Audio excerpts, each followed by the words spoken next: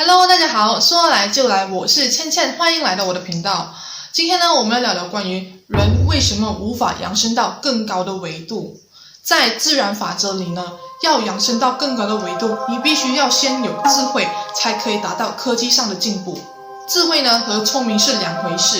聪明呢是代表着你拥有的智慧，你通过你的眼睛、耳朵、脑袋在这个世间所学到的生存技能。而智慧呢，是通过你的人生经历修炼而成的。聪明者懂得享受娱乐，而智慧者呢，懂得让自己活得快乐。前者是懂得应对外在，而后者呢是懂得应对内在。懂得解决外在的麻烦呢是聪明，而懂得如何去安慰满足自己的心灵呢是智慧。智慧呢通过人生经历以外，还必须在灵性上有提升，才可以得到扩展。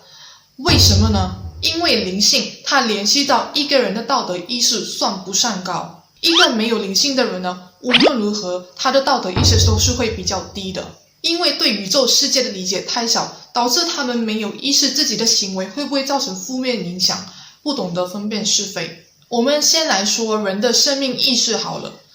世间的万物呢都有属于自己的频率，有自己的意识，这是没有灵性的人呢无法察觉到的，因为他们感受不到。没有灵性的人呢是处在一个不完整版本的自己， DNA 体内呢还有很多的功能没有开发，感官上有局限，所以在没有灵性者眼里呢，地球是无意识的，因为地球无法说话，无法交流，认为它是没有节制的东西，人类感受不到它，无法拥有同理心，所以会无意识的去伤害它，总会创造许多满足我们的物质，却同时消耗资源，影响自然生态。我们无法察觉到我们每一天的日常生活里对地球造成了多少负面的影响。地球在宇宙里它也是个有生命的存在，有灵性的人呢，他们是可以感受到地球的能量的，甚至是灵性修为度更高的人呢，他们可以通过心灵感应去和地球去做交流，可以感受到地球是有觉知的生命。当我们伤害它的时候，它也是会感到不舒服的。还有另外一个原因，我们人类无法提升到更高的维度，是因为我们不懂得如何去驾驭这些负能量。我们很容易受到能量的干扰，情绪容易波动，经常因为这样的事情造成人与人之间的伤害，造就了不少业力。以这些种种的情况已经显示了我们还有很多需要成长的空间。宇宙呢是不可能在我们的意识不成熟的情况下让我们拥有更高的智慧的，造物主是绝对不允许的，因为这等于把炸弹交给婴儿一样。在道德意识低的情况下得到最好的科技，只会摧毁人类。我们会滥用科技伤害彼此，伤害自然生态。你们可以去看《阿瓦达》这部电影，它已经诠释了人类的傲慢。当我们有智慧的时候，我们会造成什么样的后果？人类会把智慧用来干嘛？炸弹在以前来说的话是属于一个高科技的东西，但是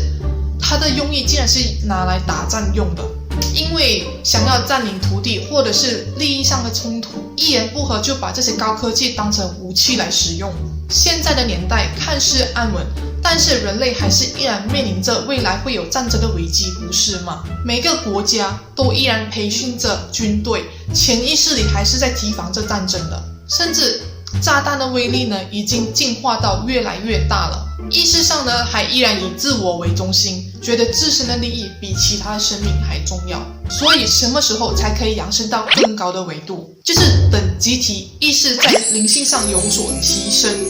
所有的人懂得如何把这些负能量转化成高频率的状态，懂得去感恩，懂得无条件去爱的时候，这就是文明进化的开始。从古代和现代的历史过程已经完美的演绎出人类意识上的扩展。以前的帝皇年代，整个国家的百姓的性命都落在皇帝的手上，很多我们无法想象，听了都觉得很残忍的规矩，竟然在过去真实的演绎着。我们和过去相比，最大的进步就是变得更有人性化，我们的意识开始以人为本，对人这个个体变得更有尊重，更有同理心。当人无法再忍受这种局面的时候，巨大的革命计划才可以开始。我们现在的科技虽然看起来有很大的进步，但是你有没有发现到这些科技呢，它只能局限在带来生活上的便利，而人的集体意识呢却没有更大的扩展了。我们的世界呢，还依然拥有罪犯、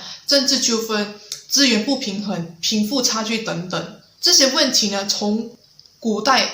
到现在还依然无法解决的。一个文明的进化呢，它不能仅靠科技，人的灵性意识也必须扩展。就好比第4维度以上的世界呢，他们是不需要有法律来管制生命的，因为他们的世界没有谎言，所有一切的秘密呢都是无法私藏的，他们所有的想法都会被感受到，因为他们是通过心灵感应来做交流，不需要像我们那样需要学习那么多的语言。但是这样的状况对我们来说是绝对不行的，我们是不喜欢别人可以看到我们的想法的，因为我们把所有不好听的话都往心里去说。只要你心灵成熟度越高的时候，你就不再需要压抑你的负面思想了，因为你根本不会有这样的想法。反正那些更高维度的存有，他们的思维方式和我们不太一样，